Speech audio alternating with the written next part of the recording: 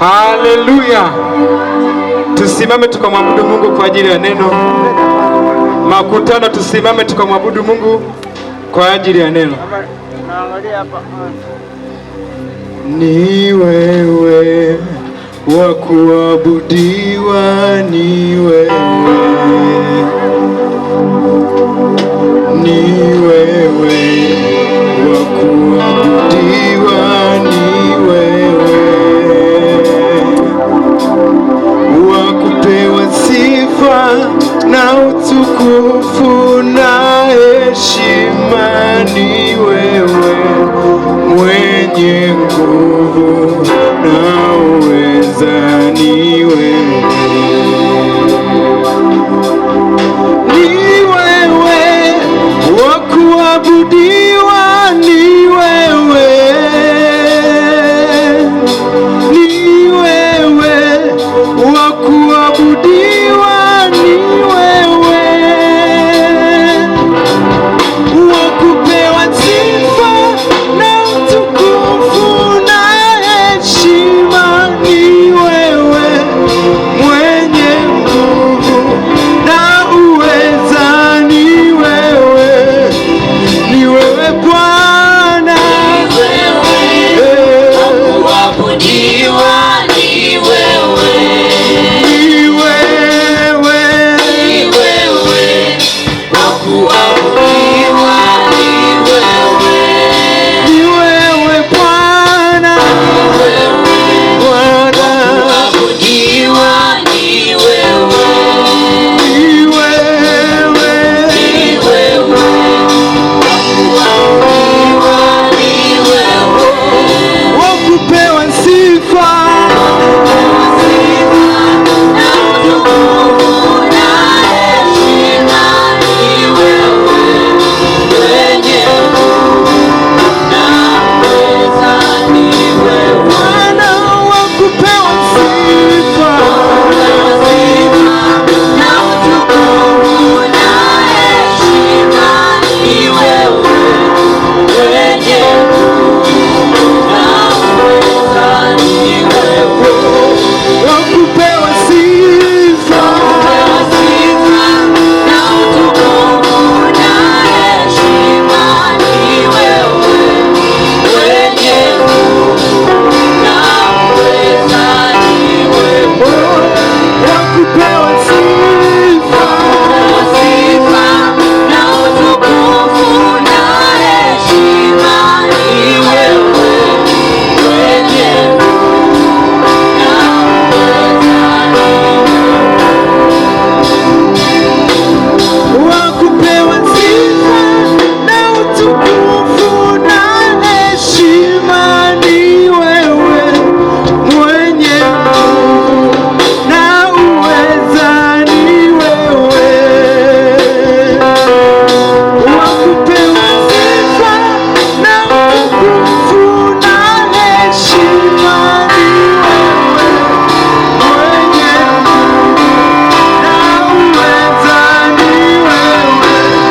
wa kupewa sifa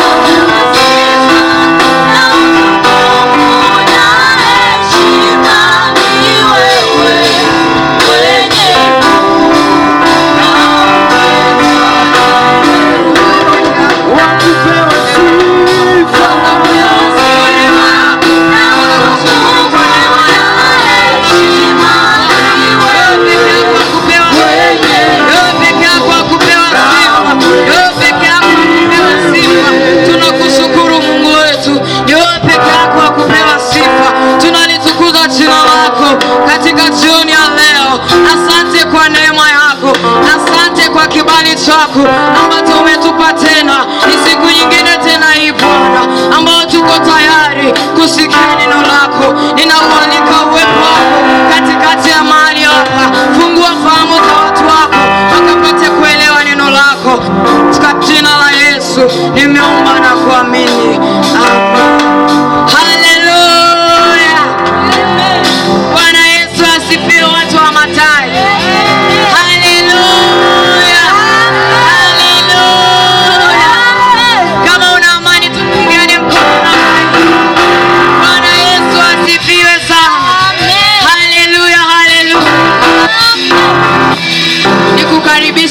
utulivu kuketi mahali popote ulipo. Unapoisikia sauti hii, mwalike jirani yako na jirani amwalike na jirani yake. Bwana Yesu asifiwe sana. Haleluya, haleluya. Tunamshukuru Mungu, ni siku tena ya 5 ametupa neema kuifikia Mathayo. Alitupa mstari wa Mathayo wa mission ambao unatoka kitabu cha Mathayo, ni ule mlango wa 4 mstari wa 16. Neno la Mungu linasema, watu wale waliokaa katika giza wameona mwanga mkuu, nao waliokaa katika nchi ya uvuli wa mauti mwanga umewazukia. Bwana Yesu asifiwe.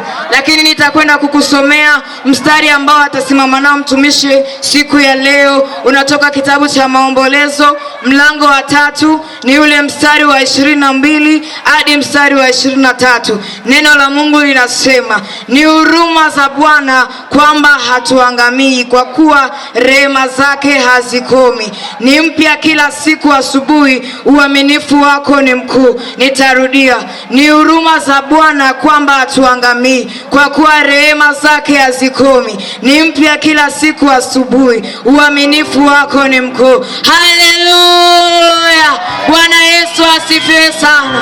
Haleluya, haleluya. Bwana Yesu asifiwe. Bwana Yesu apewe sifa. Mtu uliyeko mahali hapa, Yesu apewe sifa. Hebu mtu ambaye unatusikiliza huko barabarani, kama unaweza kusogea uje ujumuike pamoja na sisi, inakuwa inapendeza sana. Kama unaweza ukasogea karibu uje usikilize ni nini leo Mungu anataka kusema kwa ajili ya maisha yako, itakuwa inapendeza sana. Kwa hiyo mahali popote ulipo, kama uko huko barabarani, sogea karibu, sogea karibu, kwa sababu kuna jambo leo kwa ajili ya maisha yako. Bwana Yesu asifiwe. Mtu wa Mathayo, sijui kama una furaha kama ambayo mimi ninayo moyoni mwangu. Nina furaha kwa sababu ninakuona umefika mahali hapo, na ninatambua ya kwamba hujafika bure. Umefika kwa sababu lipo kusudi la Mungu ambalo anataka afanye siku ya leo. Pengine ulikuja siku ya kwanza hujapata kitu chochote, siku ya pili hujarizika, siku ya 3, siku ya 4, lakini leo ni siku ya 5. Nataka nikuhakikishie ya kwamba, nataka nikuambia ya kwamba lipo jambo ambalo Bwana anataka akafanye kwa ajili ya maisha yako. Kipo kitu ambacho Bwana anataka akafanye kwa ajili ya maisha yako. Hebu kama unaamini wewe, hebu mchapie Yesu makofi. Chapa makofi kwa Yesu. Chapa makofi kwa Yesu. Natamani nimhubirie mtu ambaye hajakaa kinyonge. Natamani nimuone mtu ambaye anakaa huko anautazamia ushindi. Sitaki nimuone mtu anakaa kinyonge. Kwa nini? Kwa sababu Kristo tunayemhubiri sio mnyonge kwa namna ambavyo unakaa. Bwana Yesu asifiwe. Amen. Ngoja nikutie kitu. Ngoja nikwambie kitu na nikutie moyo, mtu wa Mathayo. Pengine umetoka huko ulipotoka, umefanya biashara hazijaenda. Pengine umetoka kwenye familia yako, kuna mambo hayajakaa sawa. Pengine kuna vitu ulitarajia upate hata mwezi huu, lakini bado hujapata. Nataka nikufariji, nataka pia nikupe uhakika ya kwamba Mungu ambaye tunamhubiri, Mungu ambaye tunamtangaza, kuna namna anakutazama, kuna namna anakuangalia tena kwa siku nyingine na anakuongeza. Bwana Yesu asifiwe. Yesu apewe sifa. Amen. Ngoja nikwambie, bado hujanielewa. Nataka kwanza unielewe kabla sijakwenda kukuambia kitu ambacho ninakwambia. Ninachotaka nikwambie ni kwamba hivi, kuna namna Mungu anakuangalia, kuna namna jicho la Mungu linakutazama. Sio sawa na namna ambavyo wanadamu wanakutazama. Wewe yani kuna namna ambavyo Mungu anakutazama, kuna namna ambavyo Mungu anakuangalia. Akikuangalia anauona ukuu ndani mwako, akikuangalia anauona ushindi ndani mwako, akikuangalia anauona uweza ndani mwako. Lakini wewe hujaelewa hicho kitu. Pengine unajiona ni mnyonge sana, pengine unajiona wewe huwezi, pengine unajiona wewe ufai. Lakini nataka nikwambia kwamba yapo mawazo ambayo Mungu anatuwazia, ni mawazo yaliyo mema, ni mawazo ya kutupa tumaini katika siku hizi za mwisho ambazo tunaziishi. Bwana Yesu Sikiliza nikwambie, kuna kwenye Biblia kuna mtu mmoja anaitwa Daudi. Wakati Daudi akiwa kijana, kuna namna ambavyo familia yake ilikuwa inamchukulia. Alikuwa anachukuliwa ni kijana mdogo, alikuwa anachukuliwa kwamba ni kijana ambaye ni wa mwisho. Kwa Kiswahili cha kisasa anasema kwamba ni mziwanda. Alikuwa anachukuliwa kama mziwanda, alikuwa anachukuliwa kama huyu ni bwana mdogo, hawezi kitu chochote. Anapewa kondoo aende akachunge huko, anapewa mifugo aende akaichunge huko, anakwenda anachunga huko, anakaa huko. Lakini ndugu zake wenyewe walikuwa ni watu wa vita. Kuna namna ambavyo ndugu zake walikuwa wanamtazama. Walikuwa wanamtazama Daudi kama mtu mdogo, walikuwa wanamtazama Daudi kama ni kiumbe kidogo, walikuwa wanamtazama kama huyu si wa mwisho tu. Lakini nataka nikwambie, jicho la Mungu lilikuwa linamtazama Daudi kama mfalme. Jicho la Mungu lilikuwa linamtazama Daudi kama mkuu. Hivyo na wewe mtu wa Mathayo, kuna namna ambavyo unajiona ni mdogo, lakini nataka nikwambie kwamba ipo mbegu ya ukuu ndani mwako. Kuna kitu kikubwa ndani mwako. Pengine unaona mimi bado ni masikini, pengine unaona mimi bado ni mdogo, lakini nataka nikutie moyo, mtu wa Mathayo, wewe ni mtu mkuu. Hebu mwambie jirani yako, mimi ni mtu mkuu. Mgeukie jirani yako, mwambie mimi ni mtu mkuu. Mimi ni mtu mkuu. Nisikie watu wakuu wakisema mimi ni mtu mkuu. Mimi ni mtu mkuu. Tatizo mmekaa kinyonge, bado mnakaa kinyonge, bado mnashangaa. Pamoja na kwamba ninawaambia nyie ni watu wakuu, lakini bado mnashangaa. Hebu nione watu wakuu wakimchapia Yesu makofi. Hebu chapa makofi kwa Yesu. Chapia Yesu makofi. Chapia Yesu makofi. Bwana Yesu asifiwe. Yesu apewe sifa.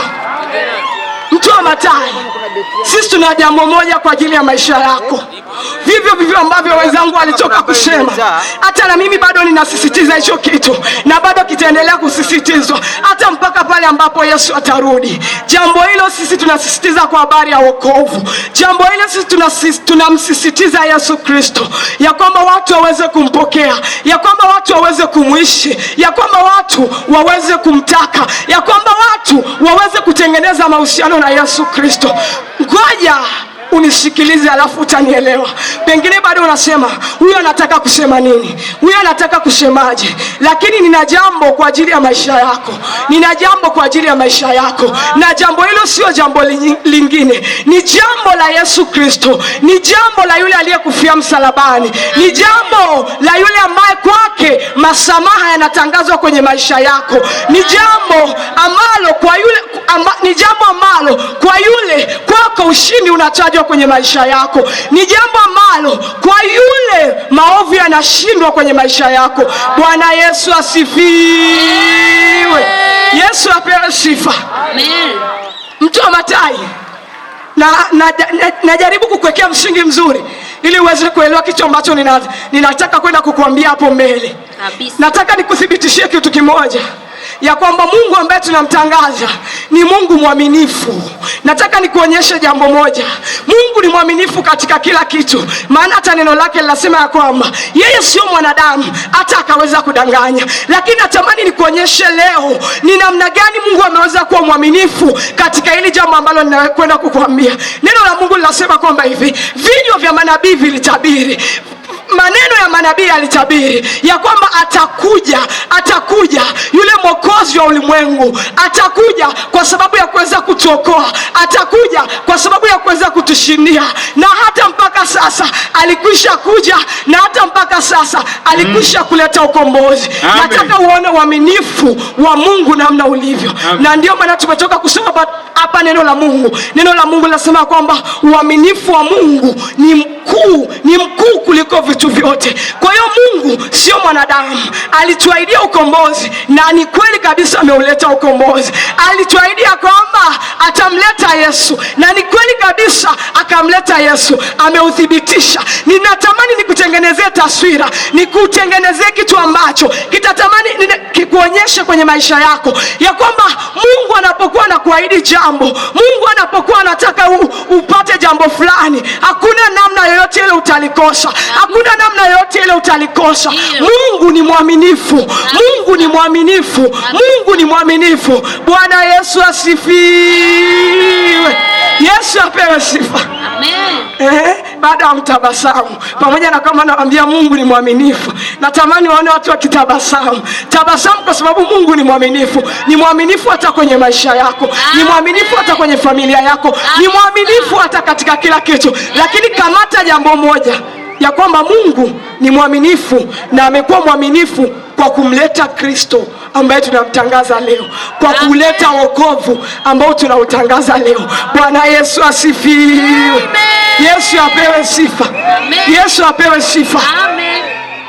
Pengine bado masikio yako yamehama, unawaza ugali wa nyumbani, unawaza yale matatizo yako kabisa. Lakini muda huu ninakwenda sasa kuingia kukuambia kile kitu ambacho kinakwenda kugusa maisha yako, kukuambia kile kitu ambacho Mungu amekusudia kwa siku ya leo. Ninaomba uniazime masikio yako kwa muda mchache sana, na ndipo utakapouona uaminifu wa Mungu, na ndipo ambapo utauona ule uaminifu wa Mungu. Bwana Yesu asifiwe. Yesu apewe sifa. Amen. Mtumishi wa Mungu ametoka kusoma neno mahali hapa. Neno la Mungu linasema kwamba ni huruma za Mungu, ni huruma za Bwana kwamba hatuangamii. Rehema zake hazikomi, rehema zake ni mpya kila siku. Uaminifu wake Mungu ni mkuu. Natamani uone kitu kwenye hilo neno, ya kwamba kumbe ni huruma za Mungu hatujaangamia, ya kwamba kumbe ni rehema za Mungu hatujaangamia. Kuna mtu hapa anajiuliza, anasema, wewe mtoto unasema nini? Unasema kwamba ni huruma za Mungu hatujaangamia wakati bado mimi nipo kwenye tatizo la umaskini.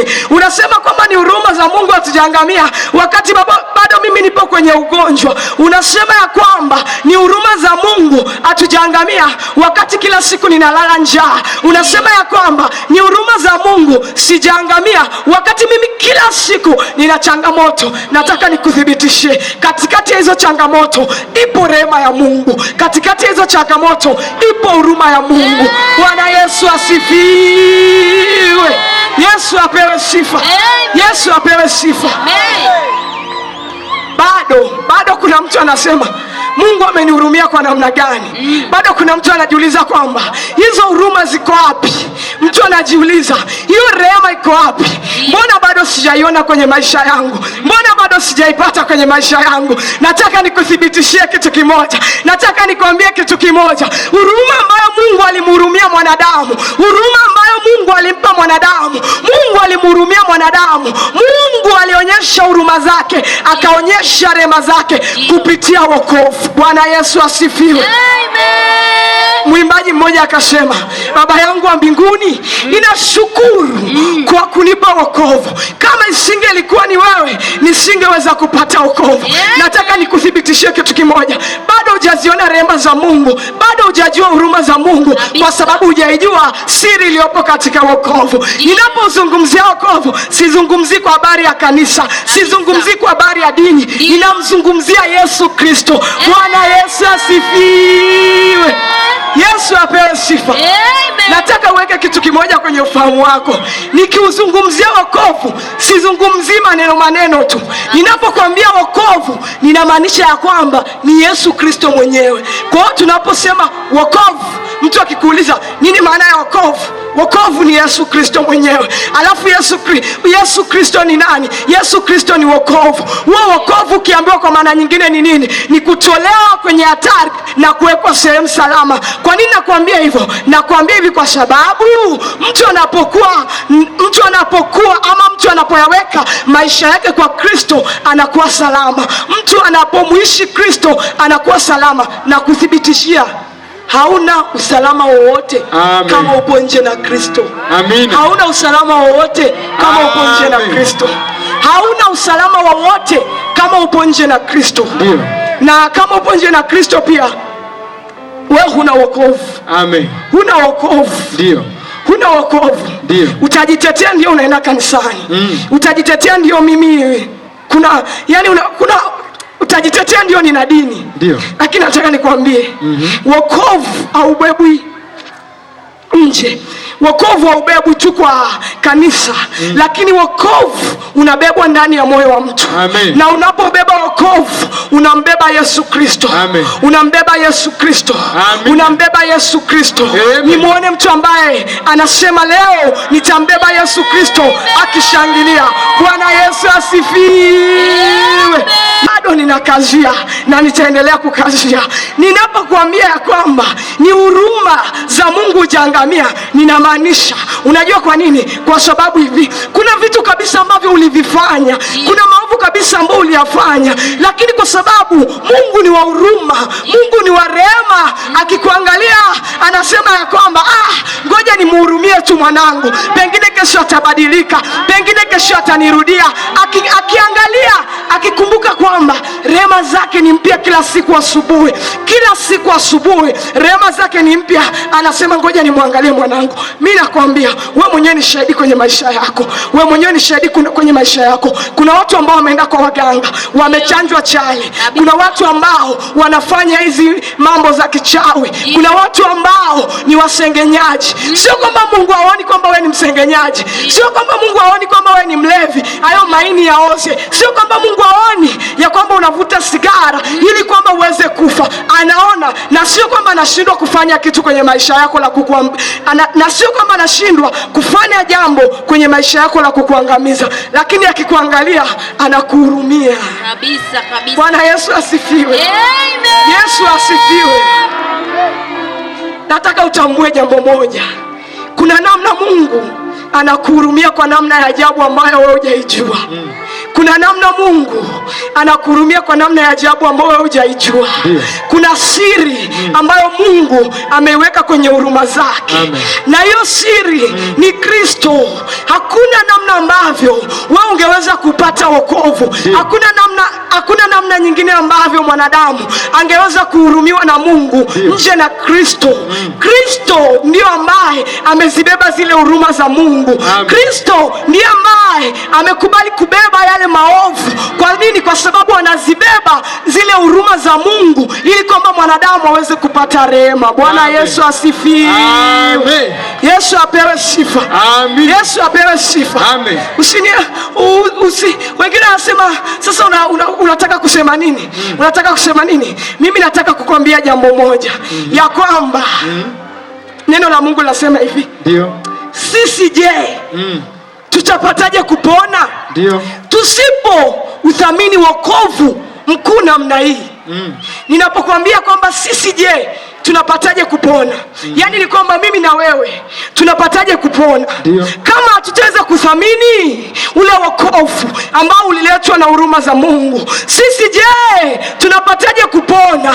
Kama hatutaweza kuthamini yule Kristo ambaye alichomwa kwa ajili ya dhambi ya ulimwengu, tutapataje kupona? Tunapataje kutoka kwenye hivyo vifungo vya umaskini? Tunapataje kutoka kwenye hivyo vifungo vya mapepo? Tunapataje kupona kwenye hivyo vifungo vya wachawi? Tunapataje kupona kwenye hivyo vifungo vya waganga kama hatujaamua kuthamini wokovu mkuu namna hii? Na kuthibitishia kitu kimoja, mtu wa Mathayo, Ndio. yoyote yule ambaye hana uthamani na wokovu, yoyote yule ambaye haoni thamani ya Kristo, yoyote yule ambaye haoni umuhimu wa Kristo kwenye maisha yake, nataka nikwambie jambo moja. Hakuna namna unapona kwenye hicho kifungo. Hakuna namna unaokolewa kwenye hizo changamoto. Hakuna namna utaokolewa kwenye wewe ulevi. Hakuna namna utaokoka. Hakuna namna utaokolewa kwenye hizo changamoto. Kila siku ya maisha yako utalia, ni mpaka hadi ujue siri iliyopo katika wokovu. Bwana Yesu asifiwe. Amen. Yesu apewe sifa. Amen. Yesu asifiwe. Amen. Yesu asifiwe. Amen. Mtu wa Mathayo, na kusisitiza tena, na ninakuambia tena na tena, ya kwamba huruma za Mungu ni mpya, na namna ambavyo Mungu anakuangalia kama vile ambavyo ukimkosea, kama vile ambavyo unatenda dhambi, lakini anakuangalia tu, anakuangalia tu, anatamani aone ukipata ufahamu mpya, ukisema na mimi ninataka nitoke katika hili giza, ukisema na mimi ninataka nitoke kwenye huu uvuli wa mauti. Yeye anakuangalia tu unapitia changamoto, yeye anakuangalia tu unapitia shida, yeye anakuangalia tu unateseka. Sio kwamba yeye hajaweka huruma zake, tayari huruma zake zilikwisha kufunuliwa kwa njia ya Yesu Kristo, kwa njia ya msalaba. Lakini ni wewe tu ndio hujaelewa. Bwana Yesu asifiwe. Lakini ninamtukuza Mungu, ninamtukuza Yesu kwa sababu leo unaelewa, kwa sababu leo unapata kitu. Nataka nikwambie kitu, mtu wa Mathayo. Nataka tena nikusisitizie jambo, mtu wa Mathayo. Pengine kuna mambo ambayo unapitia, pengine kuna vifungo ambavyo vimo ndani mwako, pengine kuna tabia ambazo unatamani uache lakini huwezi, pengine kuna mambo ambayo umechoka kwenye maisha yako, pengine kuna vitu ambavyo unatamani kabisa viondoke kwenye maisha yako lakini unaona imeshindikana. Nataka nikutoe wasiwasi. Yesu amekuhurumia kwa njia ya msalaba. Yesu amekuhurumia kwa njia ya msalaba. Yesu amekuhurumia kwa njia ya msalaba. Kwa nini Yesu amekuhurumia kwa njia ya msalaba? Yesu amekuhurumia kwa njia ya msalaba kwa sababu Biblia inasema ya kwamba, Biblia inamfunua Yesu yeye kama kipatanisho cha dhambi zetu. Biblia inamfunua Yesu yeye kama mkombozi wa ulimwengu. Nataka nikuambia ya kwamba ana usalama sana mtu yule ambaye anamuishi Kristo. Ana usalama sana mtu yule ambaye amempokea wokovu. Ana usalama sana mtu yule ambaye amempokea Yesu Kristo. Kwa nini? Kwa sababu yeye ni tofauti kabisa na watu wa ulimwengu. Yeye ni tofauti kabisa na jamii ya walimwengu. Yeye kuna namna yeye anasikia ushindi ndani mwake. Kuna namna yeye anasikia kuishi tena ndani mwake. Kuna namna yeye anasikia tena faraja na matumaini mapya kwenye maisha yake. Nataka nikwambie, mtu ambao upo nje na wokovu, mtu ambaye uko nje na wokovu, katikati ya dhiki kuu, katikati ya dhiki hizi za duniani, katikati ya hizi changamoto za duniani, hakuna namna wewe utashinda. Hakuna namna wewe utakuwa salama. Hakuna namna wewe unaweza ukapata matumaini. Hakuna namna wewe unaweza ukaokolewa. Na ndio maana nataka nikwambie jambo moja. Wanaokata tamaa na kurudi nyuma ni wale ambao hawana Kristo ndani mwao. Wanaokata tamaa na kurudi nyuma ni wale ambao hawajaukubali wokovu sawa sawa. Wanaokata tamaa na kurudi nyuma ni wale watu ambao hawana moyo wa kuishi wokovu. Bwana Yesu asifiwe. Amen. Yesu apewe sifa. Amen. Hebu mgeukie jirani yako mwambie, wokovu ni sasa. Mgeukie jirani yako mwambie, wokovu ni sasa. Wokovu ni sasa. Sikia tena nikwambie, mtu uliyepo mahali hapa. Hapo nyuma nimetoka tena kukusisitizia na nimetoka kukuambia ya kwamba Mungu kakuhurumia kwa rehema zake kuu. Mungu anakutaka wewe kwa rehema zake kuu. Sababu ya Mungu kukuhurumia wewe, sababu ya Mungu kukuhitaji wewe, ni kwa sababu bado ana jambo kwenye maisha yako. Ni kwa sababu bado ana kusudi kwenye maisha yako. Na ndio maana akaona ya kwamba kusudi hilo huwezi peke yako. Jambo hilo uliwezi peke yako. Lakini unamhitaji Kristo ili akuwezeshe. Unamhitaji Kristo ili akuwezeshe. Bwana Yesu asifiwe. Yesu apewe sifa. Amen. Yesu apewe sifa. Amen. Kuna mtu anasema, sasa kwa nini Mungu amenihurumia? Kwa nini amenihurumia? Na kuthibitishia ni kwa nini Mungu amekuhurumia. Jambo la kwanza, Mungu amekuhurumia ni kwa sababu yake mwenyewe. Kwa nini? Kwa sababu neno la Mungu linasema ya kwamba yani wewe ukifanya kosa, yeye anakusamehe kwa sababu yake mwenyewe. Hivi unaweza ukaona upendo mkuu namna hiyo? Unaweza ukautafakari wa upendo wa namna hiyo? Yani wewe ukifanya uovu, wewe ukifanya makosa, wewe ukitenda dhambi, Mungu Mungu anakusamehe na anakuhurumia sio kwa sababu labda anakutaka, sio kwa sababu labda anataka kukuadhibu, lakini anakusamehe kwanza ni kwa sababu yake mwenyewe. Bwana Yesu asifiwe. Nataka uone namna gani Mungu anakupenda, namna gani Mungu anakuita kwenye wokovu, namna gani Mungu anakuhitaji, namna gani Mungu anayahitaji maisha yako, namna gani Mungu anataka afanye jambo kwenye maisha yako. Lakini Mungu anapokuwa anakuhurumia, Mungu anapokuwa anaachilia rehema zake kwako kwa njia ya Yesu Kristo, anataka wote tuifikirie toba, tusiangamie. Neno la Mungu linasema kwamba hivi, yeye hakawi kuitimiza ahadi yake, na hiyo ni ya Yesu Kristo, lakini anataka wewe kupitia Yesu Kristo uifikirie toba. Ndio maana amekuhurumia, hataki uangamie. Na ndio maana unaona unakunywa pombe, lakini umekunywa pombe muda mrefu mpaka leo maini hayajaoza. Wewe ujiulizi kwa nini? Kwa sababu umehurumiwa. Na ukihurumiwa, jitahidi nawe kuonyesha kwamba nimehurumiwa, yani jitambue kwa maana nyingine. Bwana Yesu asifiwe. Ifike mahali ambapo ukitafakari maisha yako unaona ya kwamba aisee, kama sio hizi rehema za Mungu, aisee kama sio huruma za Mungu, aisee ningeangamia hata kwenye mchanga. Mimi nakwambia kuna watu ni wachawi, lakini mpaka leo hajafa. Sio kwamba Mungu ana uwezo wa kuangamiza. Jiulize kwa nini bado anawaita wote wasiangamie, waifikirie toba. Bwana Yesu asifiwe. Yesu apewe sifa. Yesu apewe sifa. Kuna watu wanakwenda kwa waganga, wanachanjwa chale vizuri tu, wanachanjwa chale, wanafanya magano na waganga, watu wanauza uzao wao, lakini katikati ya hayo yote Mungu anawahurumia. Mimi nakuthibitishia, sio kwamba Mungu ana nguvu za kukomesha uovu, sio kwamba Mungu hawezi, lakini anataka uifikirie toba kwa njia ya Yesu Kristo. Bwana Yesu asifiwe. Bwana Yesu asifiwe. Sikia nikwambie, kuna watu wanafanya usaliti na wameoa. Yani kwa Kiswahili cha sasa nasema kwamba michepuko. Mtu anakuwa makando mengi, lakini ameoa, lakini ameolewa.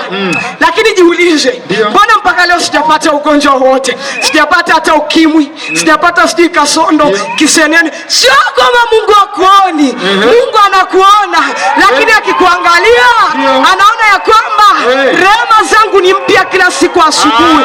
Anaona ya kwamba bado nina nafasi ya kumsamehe mwanangu, bado nina nafasi ya mwanangu arekebishe, arudi. Kwa nini? Wote tusiangamie. Amen. Tuifikirie toba.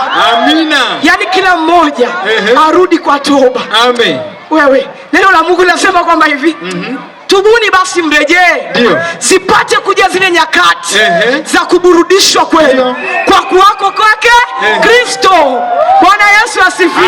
Amina. Sio kwamba Mungu anakuacha tu, anataka urejee. Na kama Mungu anataka urejee, na wewe fikiria kwenye maisha yako. Wewe unataka ufe hujaifikiria toba? Wewe unataka ufe hujaifikiria toba? Wewe unataka uangamie hujaifikiria toba? Wakati neema ipo. Unaanzaje kufa? Unaanzaje yani kufa? Hujaifikiria toba. Hujaacha uovu, hujaamua kumwishi Kristo sawa sawa. Wakati neema imefunuliwa, neno la Mungu linasema ya kwamba neema iwaokoa na damu wote imefunuliwa. Amen. Yesu apewe sifa. Amina. Bwana Yesu asifiwe. Amen. Takushangaa sana mtu wa Mathayo. Ndio.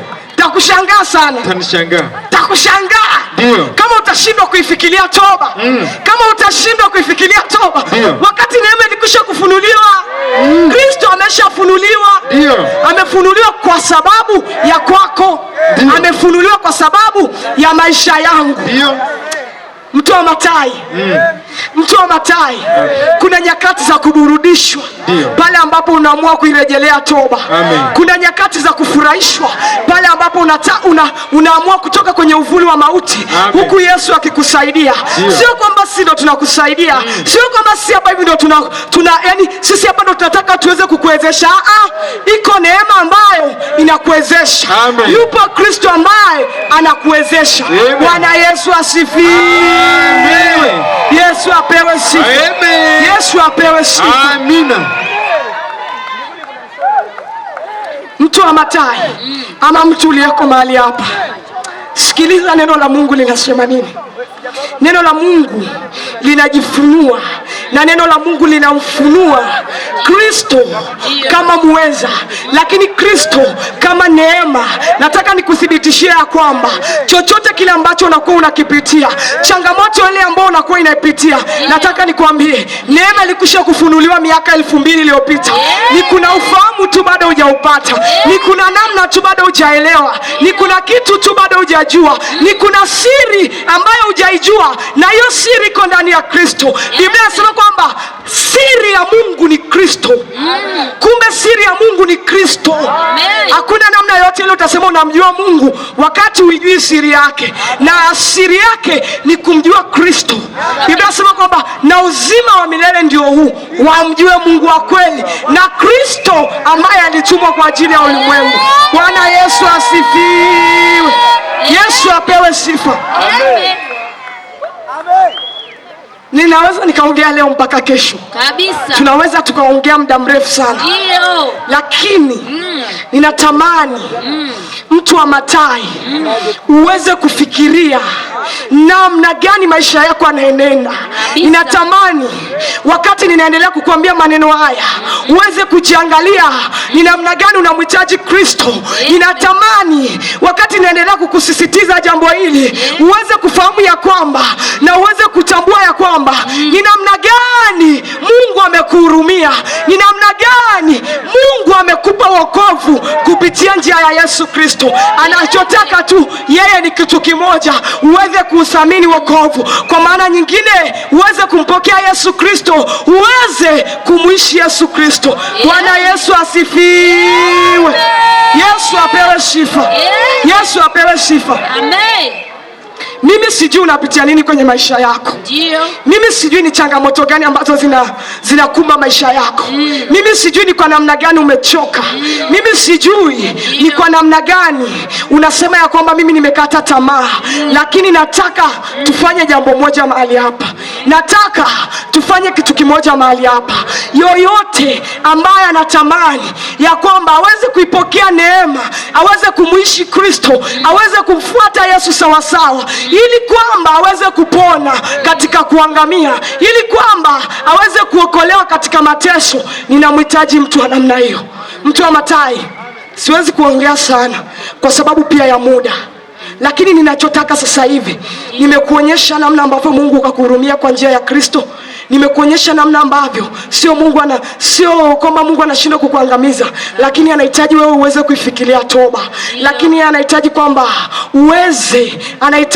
uweze kumjua Kristo ili uwe na uzima wa milele. Bwana Yesu asifiwe. Bwana Yesu asifiwe. Mahali popote ulipo, mtu wa Mathayo, simama juu. Simama kwa miguu yako miwili kama umesikia neno la Mungu.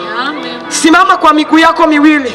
Simama kwa miguu yako miwili kama umelisikia neno la Mungu.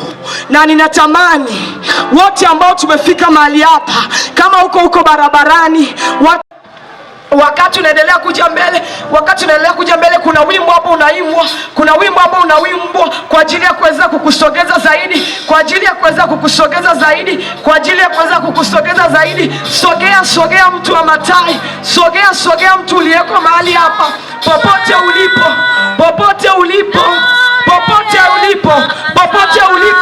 njoo tuombe kwa ajili ya rehema, njoo tuombe kwa ajili ya rehema, njoo tuombe kwa ajili ya rehema, njoo tuombe ili kwamba Mungu akuhurumie, ili kwamba Mungu akuhurumie, ili kwamba Mungu akupe rehema, ili kwamba Mungu akupe rehema. Popote ulipo unaweza ukaja, ili kwamba leo uvushwe kutoka katika huo uvuli wa mauti, uvushwe kutoka katika huo uvuli wa mauti. Bwana Yesu asifiwe. Yesu apewe sifa.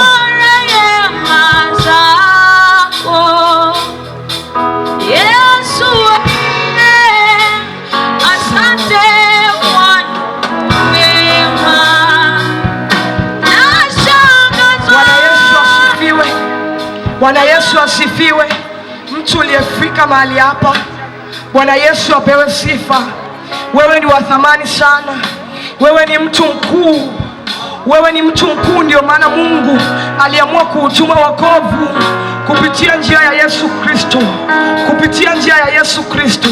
Kupitia njia ya Yesu Kristo ambaye tunamtangaza, ambaye tunamhubiri. Nataka nikwambie kitu kimoja.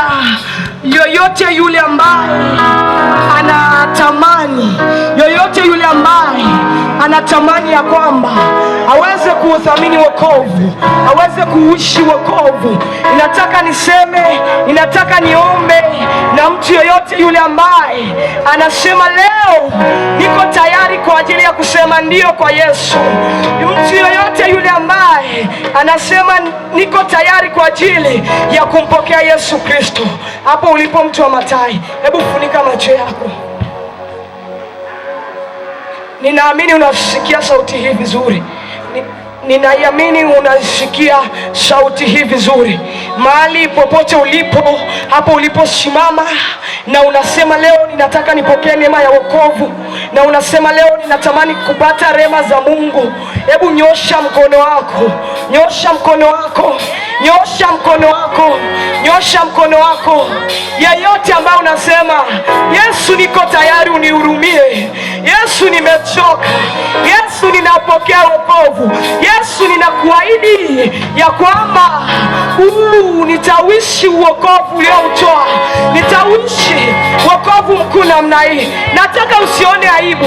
Nataka usione aibu. Usione aibu. Yeyote uliyenyosha mkono, unaweza ukasogea mbele. Unaweza ukasogea mbele. Sogea mbele, sogea mbele. Sogea mbele, sogea mbele. Sogea mbele. Sogea mbele. Wewe ambaye umenyosha mkono, wewe ambaye umenyosha mkono, sogea mbele, sogea mbele. Sogea mbele, sogea mbele. Sogea mbele, sogea mbele. Sogea mbele, sogea mbele, sogea mbele. Sogea mbele, sogea mbele, sogea mbele. Asante kwa neema. Haya nashangazwa na neema zako. Yesu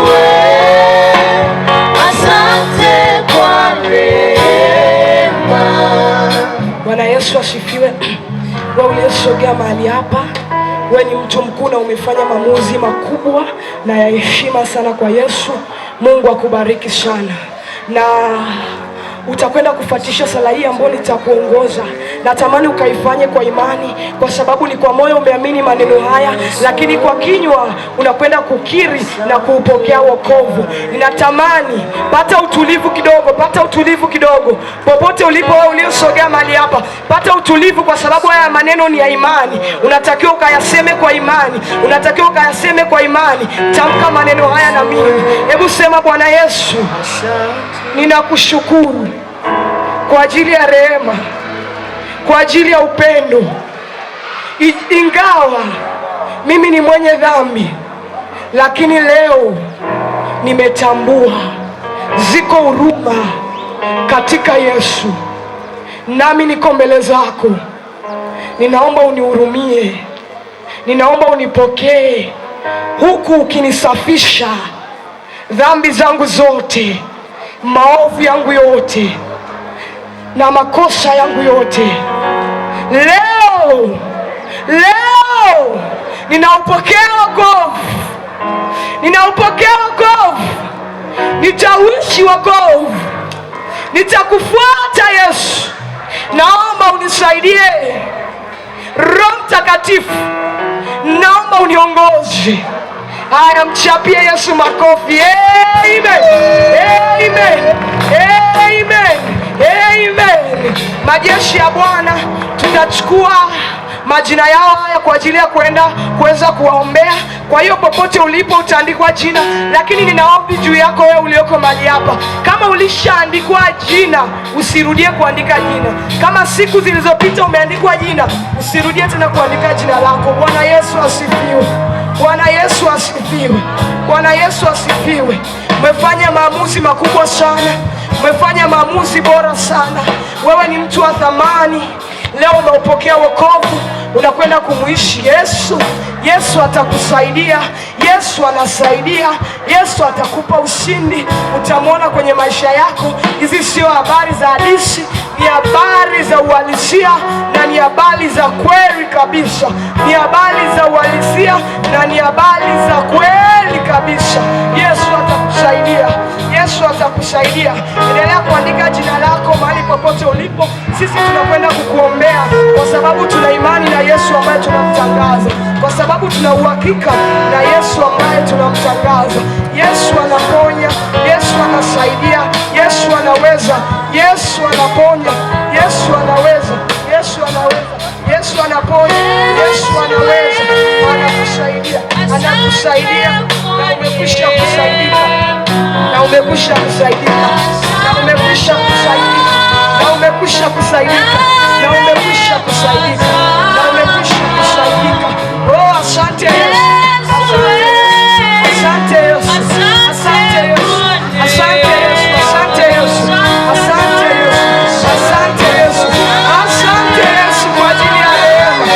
Oh, shina mashata baraka baraka yete lebo sia mashata nasa kana makado prede shete masota ima sita prede shete blada baya yama sata blada masia makado yese lebo sia mashata blada masia makado yanta la masia makado.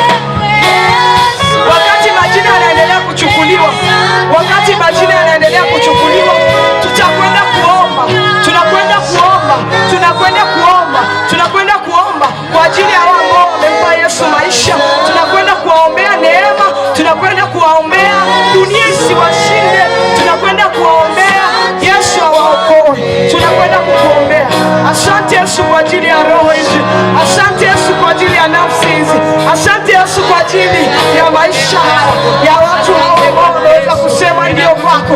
Asante Yesu, asante Yesu, asante Yesu, asante Yesu, asante Yesu, asante Yesu. Mungu ninakutukuza kwa ajili yako. Asante kwa maisha mapya ambao Bwana umewapatia. Ninakushukuru kwa maisha mapya Bwana. Asante Mungu mwaminifu, ninakushukuru kwa ajili yao. Baba, ninaomba ukawategemeze, ukawape neema ya kuyaishi maisha mapya ambayo Bwana wamekupokea wewe. Bwana Yesu, ninaomba uongoze. Bwana Yesu, ninaomba uwatangulie.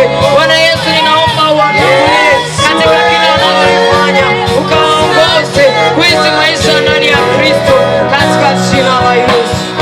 Bwana Yesu asifiwe. Bwana Yesu asifiwe. Nimepata taarifa ya kwamba kuna box limeandaliwa kwa ajili ya kukusanya mahitaji maalum. Nimepata taarifa ya kwamba kuna box limeandaliwa kwa ajili ya kukusanya mahitaji maalum.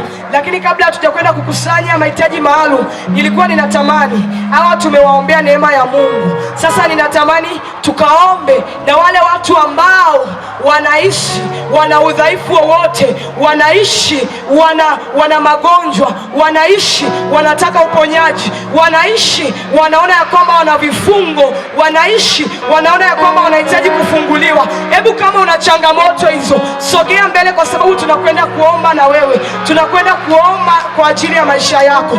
Kama una ugonjwa wowote, kama una changamoto, kama unaona una uhitaji wowote, sogea mbele, tunakwenda kuomba kwa ajili ya maisha yako. Sogea mbele, tunakwenda kuomba kwa ajili ya maisha yako. Sogea mbele, tunakwenda kuomba kwa ajili ya maisha yako. Kama unajijua ni mgonjwa, kama unajijua una udhaifu, mahali popote, sehemu yoyote, Yesu yuko hapa kwa ajili ya kuponya maisha yako. Yesu yuko hapa kwa ajili ya kuponya maisha yako. Sogea hapo nyuma, kwenye mstari wa nyuma, tunakwenda kukuombea, tunakwenda kukuombea, tunakwenda kukuombea. Sogea, tunaenda kuomba.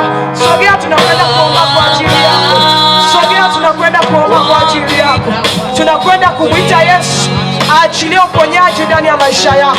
Sio sisi tunaponya, lakini ni Yesu ndiye anaponya. Sio sisi, lakini ni Yesu. Sio sisi, lakini ni Yesu. Lakini ni Yesu. Yesu tunawaombea. Hii basisha kana basina makati. Rasa kana basina makati. Yeye Yesu anasata kana basina makati. Ule wakati wa kushukuru. Ule wakati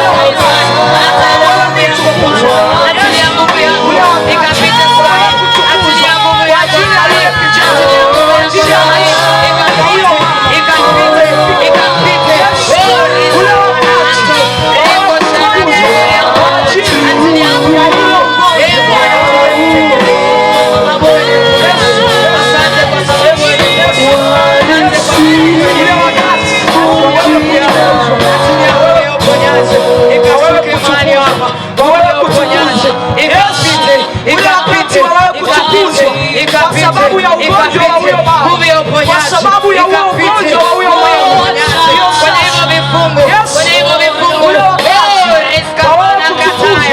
kwa sababu ya hicho kifungo, natulia nguvu katika jina la Yesu, natulia nguvu ikapite sai, ikapite sai, ikapite sai, ikapite sai, ikapite sai, nguvu ya Bwana ikapite sai, ikapite sai, ule wakati wa uponyaji, kwa sababu ya kifungo cha huyo kutoka kwenye hivyo vifungo, kutoka kwenye hivyo vifungo, kutoka kwenye hivyo vifungo, utukuze Yesu, kwa sababu ya maisha ya huyo baba umefika katika jina la Yesu.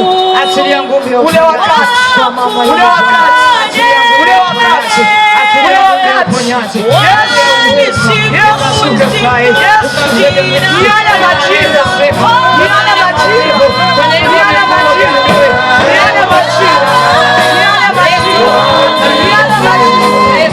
yale majira,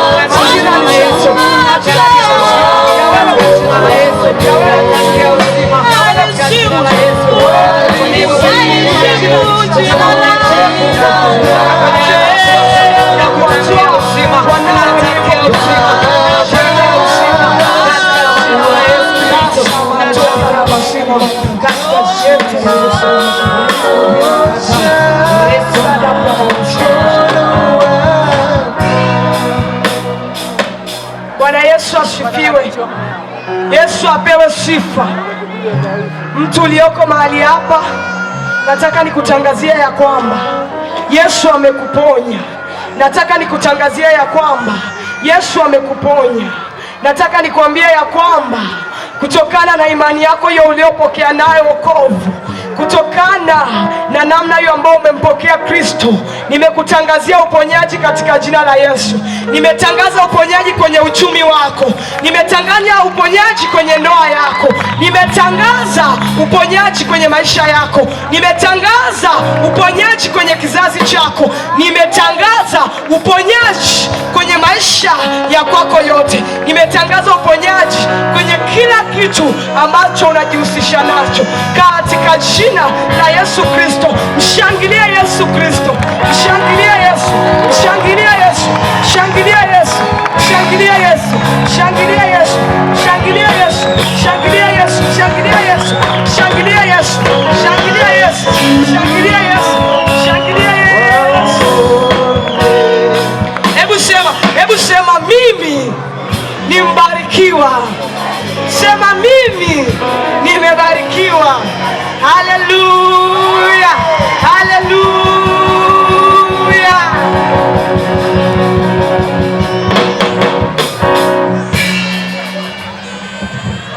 Bwana Yesu asifiwe. Bwana Yesu asifiwe. Bwana Yesu asifiwe. Unaweza ukashangilia zaidi ya hapo, unaweza ukashangilia zaidi ya hapo, unaweza ukashangilia zaidi ya hapo. Nataka nione watu waliobarikiwa na Bwana, nataka nione watu waliobarikiwa na Bwana, nataka watu wanaoenda kuombea mahitaji yao, nataka nione watu ambao wanaenda kumshangilia Bwana. Bwana Yesu asifiwe. Bwana Yesu asifiwe sana. Amina. Katika uwepo huo ni kualike mtu wa Matai, tunaenda kuomba kwa ajili ya maisha yetu. Bwana Yesu asifiwe. Amen. Tunaenda kuomba kwa ajili ya maisha yetu. Kwa hiyo niombe kwa yule ambaye ulikuwa bado haujaweka mahitaji yako kwenye boksi letu ambalo tunaenda kuliachilia mbele za Bwana. Yule ambaye ulikuwa bado haujaweka mahitaji yako, nialike majeshi ya Bwana kama wapo huko ambao wapo na karatasi zao, au wale ambao bado hawajakusanya, tuweze kunia mamoja, tuweze kutamka neno moja kwa Bwana katika nia moja, nikiwa na imani ya kwamba Mungu ataenda kuachilia majibu sawasawa na alivyokusudia sisi kutuleta mahali hapa tuweze kuomba pamoja na watu wa Matai juu ya mahitaji yao. Bwana Yesu asifiwe. Bwana Yesu asifiwe. Amina. Basi wakiwa wanaendelea kuandaa, wakiwa wanaendelea kuandika, wakiwa wanaendelea kukusanya, ni kualike mtu wa Matai ya kwamba katika jambo lolote tunaongozwa na imani. Bwana asifiwe. Tunapoenda kuombea mahitaji yetu, tamani sana, pandisha kiwango chako cha imani. Pandisha kiwango chako cha imani. Kwa nini imani? Tunasema imani ni ile hali ya kuwa na hakika ya mambo yote yatarajiwayo. Ni bayana ya mambo yasiyoonekana kwa macho, ni bayana ya mambo yasiyoonekana leo, lakini tuna uhakika wa kesho. Bwana Yesu asifiwe. Bwana Yesu asifiwe. Leo wanaweza wakakuona ulivyo hivyo leo. Bwana asifiwe. Lakini kwa imani kesho hautakuwa kama ulivyo leo. Bwana asifiwe. Bwana Yesu asifiwe. Bwana Yesu asifiwe. Kwa hiyo tunasema imani inakupa uwezo wa kuiona kesho tangu leo. Bwana asifiwe. Acha jana walikuita katika hali uliyokuwa, acha juzi walikuita katika hali iliyokuwa, lakini Mungu anasema kwamba pandisha kiwango cha imani yako. Maana anasema ukiamini ukiwa na kiwango kwa kadri ya kiwango cha imani yako, lolote utakaloliomba amini ya kwamba umelipata na limekuwa la kwako. Mshangilie Bwana Yesu tunapoenda kumkabidhi Mungu mahitaji yetu. Bwana Yesu asifiwe. Neno la mwisho ambalo natamani nikasema na sisi, lakini ni kuombe tunapoenda kutamka kwa ajili ya maombi haya ambayo Mungu ambayo umeweza kuiandaa. Ninaweza nikasema kuna walioweka mahitaji kwa ajili ya amani kwenye ndoa, kuna wale walioweka mahitaji ya kiuchumi, kuna wale walioweka mahitaji ya kufanikishwa, kuinuliwa zaidi kiuchumi, kuna wale ambao wameweka mahitaji ya kuponywa magonjwa, kuna wale ambao wameweka mahitaji ya kuweza kutolewa tabuni. Bwana asifiwe sana. Kuna wale ambao wameweka mahitaji ya kutolewa katika vifungo. Bwana asifiwe. Lakini Mungu anasema ya kwamba utakapoyainua macho yako uitazame milima ambayo iko mbele yako, inakuhakikisha kwamba msaada wako unapatikana kwa Bwana. Kwa hiyo ni imani kubwa ambayo watu wa Matai tumesadiki ya kwamba tumeyainua macho yetu, misaada ya haya mahitaji yote yanapatikana kwa Bwana. Bwana Yesu asifiwe sana. Bwana Yesu asifiwe. Kwa ajili ya maisha ya kwako, tamka neno kwa ajili ya maisha ya uzao wako. Asikiaye maombi yetu, yuko Mungu mbinguni anayejibu maombi. Basi unaweza ukapandisha kiwango cha imani yako unapoenda kutamka kwa maisha yako. Anasema ya kwamba uwezo na nguvu na mamlaka uko katika ulimi wako. Utakaloenda kulitamka linakuwa. Tamka neno hata lile ambalo ulikuwa hujawahi kulitafakari wala kulifikiria. Lakini Mungu anasema ya kwamba leo tamka. Neema yake iko hapa na uwepo wako uko hapa. Ingia katika kuomba. Baba, katika jina la Yesu Mungu Mwenyezi, tunakushukuru Bwana kwa neema yako na mapenzi yako Bwana. Tazama Bwana, watoto wako wameinua macho yao wakaitazama milima ambayo iko mbele yao. Wameinua macho yao wakaitazama milima ambayo iko mbele yao. Ambayo Bwana kwa pamoja watu wako na watoto wako wa Matai Bwana wataweza kuweka mahitaji yao, wataweza kuandaa mahitaji yao. Imani yao na matumaini yao Bwana yamebaki kuwa kwako Bwana. Ndiyo maana wamesema ya kwamba, ndiyo maana wameona ya kwamba Bwana msaada hawataweza Bwana kuyakusanya mahali hapa. Tunatamka neema na baraka yako Bwana, waliposema ya kwamba Bwana neema iwokoayo wanadamu wote imeweza kufunuliwa. Nasi Bwana watoto wako hawa tunawasogeza mbele zako Bwana na mahitaji yao, kila mmoja kwa kadri ya ukaji wa moyo wake, kwa kiwango cha imani yake Bwana akaweza kupokea majibu sawasawa Bwana na mapenzi yako, sawasawa na mapenzi yako Bwana. Wameinua macho yao, wamekosa mahali Bwana pa kupeleka mahitaji yao. Wako waliowaganga Bwana, wako wanaotazamia wachawi Bwana, wako wanaotazamia mzimu Bwana, lakini Bwana wamesema ya kwamba wamekukimbilia wewe Bwana kuwatumaini na majibu ya haja za wewe hao Bwana. Na tunakuinulia sifa Bwana, tunalitukuza na kulibariki jina lako Bwana, maana wewe unaweza kutenda yaliyo makubwa na mambo ya ajabu mno, zaidi ya watu ambayo, zaidi ya tufanyayo Bwana, na zaidi ya yale ambayo tunatarajia Bwana. Kwa kadri ya imani ya moyo wa mtumishi wako Bwana mahali hapa, anatamani Bwana, anatamani Bwana, anatamani Bwana ni katika viwango vya juu. Hata kama jana walimwita hafai, hata kama chozi walimwita Bwana hafai, lakini Bwana anasema kwamba usikupata wewe Bwana, unasema ya kwamba tumeyapata yote. Amani iliyotoweka katika ndoa zao Bwana ikarejee tena Bwana. Wanaojiona dhaifu, neno lako linasema anayejiona ni mnyonge aseme mimi ni hodari, aseme mimi ni hodari. Wanaoona uoga katika kufanya utukufu wa kimaisha Bwana, neno lako linasema ya kwamba wasiogope, maana wewe ni Mungu wao, utakuwa pamoja nao. Walio katika uchumi Bwana na uwekezaji, wanaoona Bwana kufanya ushukuru kwa sababu ya kuwaza hasara, lakini Bwana neno lako linasema ni wewe uliamuru, itakuwa mwanzo ulikuwa mdogo, lakini mwisho utafanya kuwa mkuu sana. Nami Bwana ninaweka mkononi mwako watumishi wako hawa Bwana, ambao wameungana pamoja wakania